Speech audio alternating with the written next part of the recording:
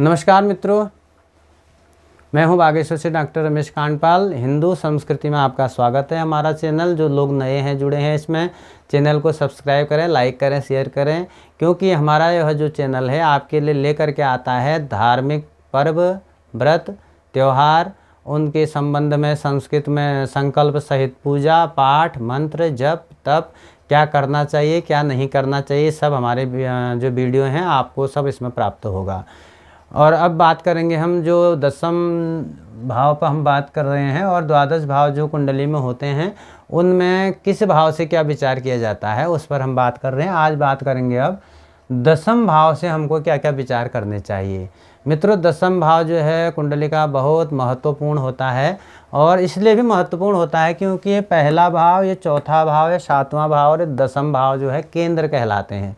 और केंद्र आप जानते हैं, केंद्र सरकार जैसे होती है तो उसी के हाथ में सब कुछ होता है, तो ये केंद्र कहलाते हैं। 1, 4, 7 और 10वें भाव जो हैं बड़े महत्वपूर्ण होते हैं शरीर के लिए। तो इसमें बात करेंगे हम सबसे पहले कारक हैं इसके शनि, बुध और सूर्य और गुरु। शनि, बुध, सूर्य और गुरु इसके दशम भाव के कारक होते हैं। दशम भाव से मित्रों विचार किया जाता है वाणिज्य व्यापार कैसा करेगा, क्या लाभ होगा, राज्य पद मिलेगा, राजकीय नौकरी मिलेगी या नहीं मिलेगी, राज्य सम्मान मिलेगा या नहीं मिलेगा, और कर्म कैसा होगा और कर्म में इसको सिद्धि प्राप्ति होगी या नहीं होगी, दशम भाव से विचार किया जाता है। और ऊंचे पद पर जाएगा या नहीं जाएगा, दशम भाव से विचार होता है। पिता का सुख इसको मिलेगा या नहीं मिलेगा, दशम भाव से विचार किया जाता है। और किसी दूसरे को बस में करना, ये भी जो है दशम भाव से विचार किया जाता है। इसको यश प्राप्त होगा या नहीं होगा, दशम भाव से। आज्ञाकारी होगा या आज्ञा देगा, वैभव, धन संपत्ति, वैभव कितना होगा, ये दशम भाव से विचार किया जाता है।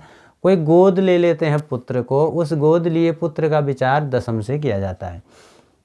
राजपद में मान सम्मान मिलेगा या नहीं मिलेगा, दशम भाव से विचार होता है। इसकी प्रतिष्ठा कैसी होगी समाज में, कैसा उत्कर्ष होगा इसका, तो ये दशम भाव से।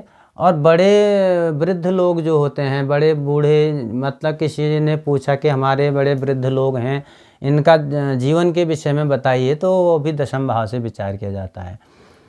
गुण कैसा होगा, स्वभाव कैसा होगा, लड़ने वाला होगा या फिर नम्रता वाला स्वभाव वाला होगा, तो ये सब दशम भाव से विचार इसमें किया जाता है।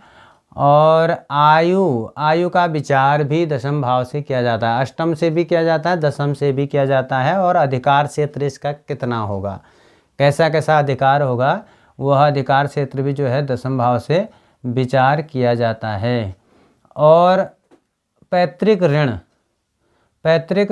जो ऋण होता है, कर्जा होता है मित्रों, वह जो कर्जा होगा उसका भी जो विचार है दशम भाव से किया जाता है। इसको पिता द्वारा कितना कर्जा हुआ है। राजनीतिक शक्ति, कुछ लोग राजनेता बन जाते हैं लेकिन शक्ति उनको प्राप्त नहीं हो पाती है, कुछ समय में उनका राजनीतिक जो जीवन है वो समाप्त हो जाता है। तो दशम भाव से विचार होता है कि इसकी राजनीतिक शक्ति कैसी होगी, कितनी रहने वाली है। और मित्रों, दशम भाव में जो मंगल है, मंगल ग्रह, ये शुभ योग बनाता है, अच्छा योग बनाता है। दशम का जो मंगल, 10वें भाव का जो मंगल होगा वो शुभ योग माना जाता है।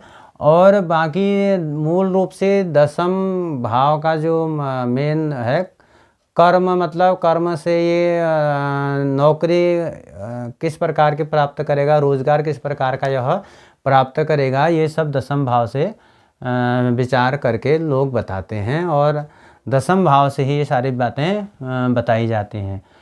तो मित्रों, ये दशम भाव की बात हुई। मैं हूँ बागेश्वर से डॉक्टर रमेश कांडपाल, और हमारे चैनल को देखते रहिए, लाइक शेयर कीजिए। धन्यवाद, नमस्कार।